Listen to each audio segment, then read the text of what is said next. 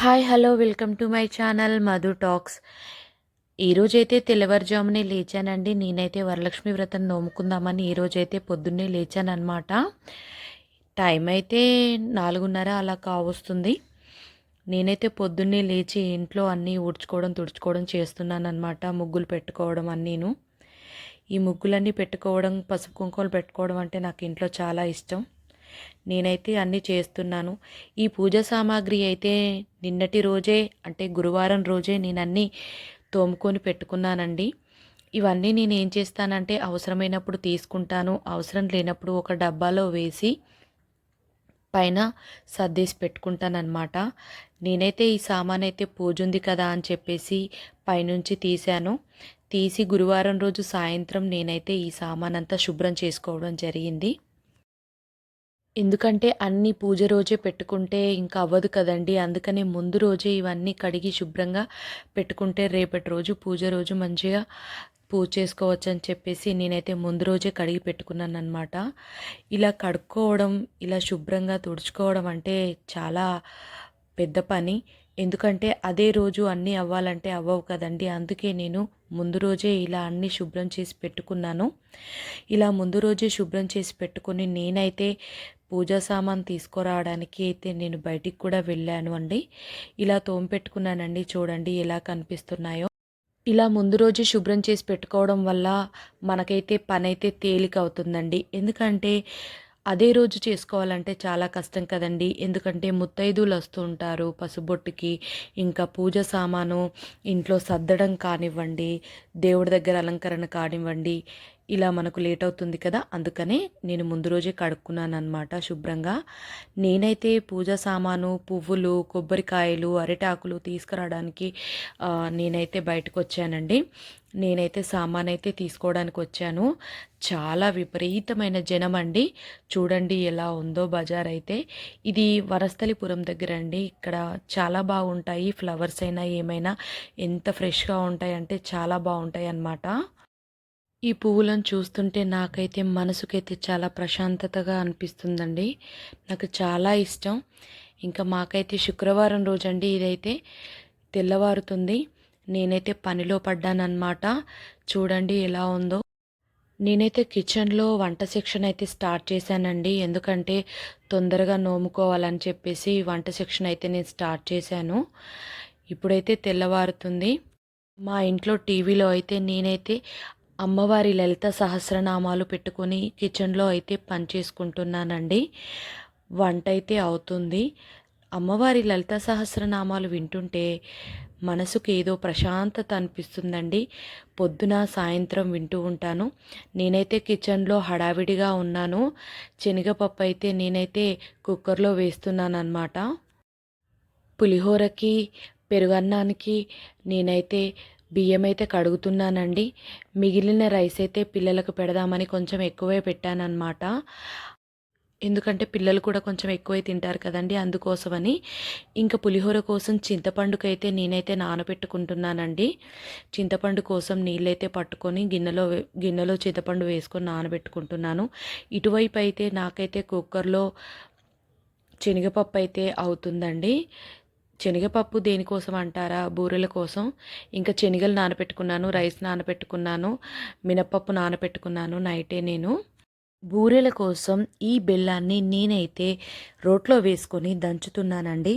ఎందుకంటే ఈ శనగపప్పులో వేసుకొని ఇంకా కలుపుకుంటూ ఉంటే దగ్గరికి అవుతుంది కదా.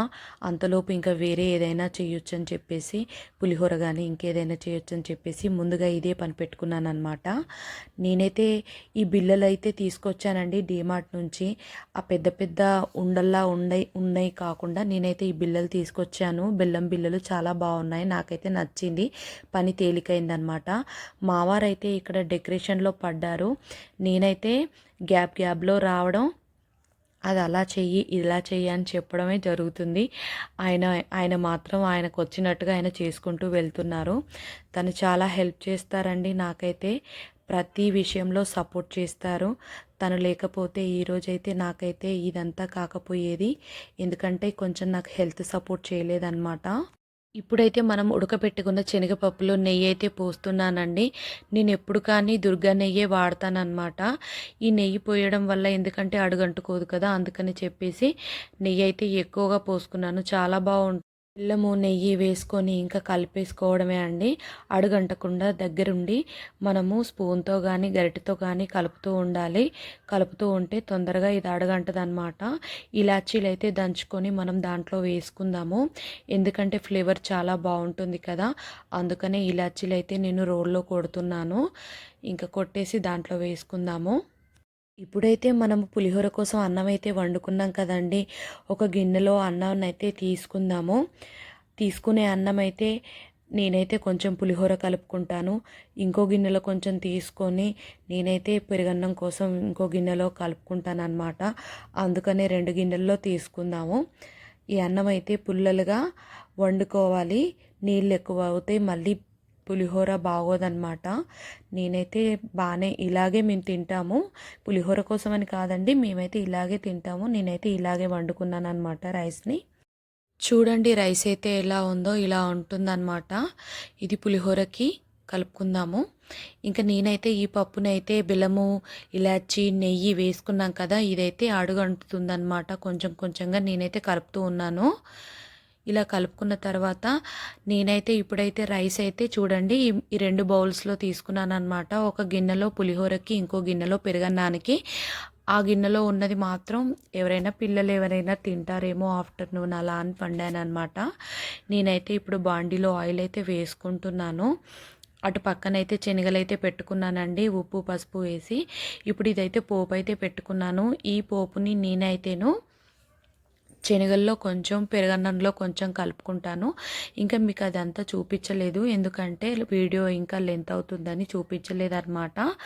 నేనైతే శనగల్లో కొంచెం, ఈ పెరుగన్నంలో కొంచెం వేసుకొని కలుపుకోవడమే. ఇంకా మిగిలినదంతా పులిహోరలో కలుపుకుందాము. ఇప్పుడైతే పసుపు వేసుకొని కలుపుకుందాం అనమాట. అటువైపు అయితే పాలు ఉన్నాయి, ఇందులో అయితే చింతపులుసు పోసాను. ఇది బాగా మరగాలి, దగ్గరికి రావాలన్నమాట. ఇలా దగ్గరికి వచ్చిన దాన్ని మనము రైస్లో వేసుకొని కలుపుకోవడమే. ఇంకా ఇప్పుడైతే చింతపండు పులుసుని మనమైతే కొద్ది కొద్దిగా అన్నంలో వేసుకొని కలుపుకుందాము. ఇప్పుడైతే నేనైతే బాండీలో నూనె వేసుకున్నానండి, ఎందుకంటే ఈ గారెల కోసం వేసుకున్నాను. ఈజీ ప్రసాదాలు అయితే చేసుకోవచ్చండి. చింతపండు పులిహోర కోసం మనం చేసుకున్న పోపునైతే పెరుగన్నంలో వేసుకున్నాము, శనగల్లో వేసుకున్నాము, పులిహోర కూడా కలుపుకున్నాము. ఇప్పుడు 3 ప్రసాదాలు అయిపోయాయి కదా. ఇదైతే ఇంకా గారెలు 4, పూర్ణాలు 5 ప్రసాదాలు అయితే టకాటకా అయిపోయాయి కదండి. ఇంకా మనకిష్టమైతే ఇంకా ప్రసాదాలలోకి మనమైతే ఫ్రూట్స్ ఏవైనా పెట్టుకోవచ్చు, అది మన ఇష్టం. నేనైతే ఇప్పుడైతే గారెలు వేసుకుంటున్నాను. నేనైతే ఒకటే గ్లాస్ పప్పు నానబెట్టుకున్నాను అనమాట. ఎక్కువ చేసే ఓపిక కూడా లేదు. ఇంకా అమ్మవారు ఇచ్చినందుకే ఈ వీడియో ఇంతవరకు తీయగలిగాను. ఈ పూజ ఇంత బాగా ఘనంగా నా వరకైతే సంతోషంగా జరిగిందండి. చాలా హ్యాపీగా ఉన్నాను నేనైతేను. పూజ అయితే చేసుకున్నాను. హెల్త్ అయితే సహకరించలేదు. అమ్మవారి దయవల్లనైతే నాకైతే పూజ అయితే ఇంట్లో చాలా బాగా జరిగింది. ముత్తైదువులు వచ్చారు, వాయినాలు ఇచ్చుకున్నాను, చాలా బాగా జరిగిందండి. ఇప్పుడైతే ఈ గారెలు అయితే నేనైతే వేసుకున్నాను అనమాట. ఈ గారెలు వేసుకొని ఇంకా మనము పూర్ణాలు అయితే వేసుకుందాము. కంపల్సరీ వరలక్ష్మి వ్రతానికి కంపల్సరీ పూర్ణాలు అయితే చేసుకోవాలటండి. నేనైతే ఈసారి అయితే ఎక్కువ పిండి అయితే పెట్టుకోలేదు, చేసినంత వరకు అయితే చేశాను, బాగానే వచ్చాయి. ఇంకా పూర్ణాలు అయితే చేస్తున్నాను. ఈ పూర్ణాలు అయిపోయిన తర్వాత ఇంకా ఏముంది, ఇంకా నా పని అయితే అయిపోయింది. ఇంకా దేవుడి దగ్గరికి వెళ్ళి సర్దేసుకోవడమే. ఇంకా ప్రసాదాలు అయితే అయిపోయాయి, చూడండి మీరే చూస్తున్నారు కదా. చూడండి అమ్మవారిచ్చిన శక్తి కొలదైతే మేమైతే ప్రసాదాలు ఈ విధంగా చేసుకున్నామండి. నాకైతే అమ్మవారికి నైవేద్యాలు అయితే తొందరగా కంప్లీట్ అయిపోయాయి అన్నమాట. ఇంకా అమ్మవారికి నైవేద్యం పెట్టడమే తరువాయి పూజ చేసుకొని. చూడండి ఎంత చక్కగా కనిపిస్తుందో, అమ్మవారు నాకు ఇచ్చిన శక్తి అన్నమాట. నేనైతే పూజలో కూర్చున్నాను, పూజ అయితే జరుగుతుంది, పూజ చేస్తున్నాను అన్నమాట.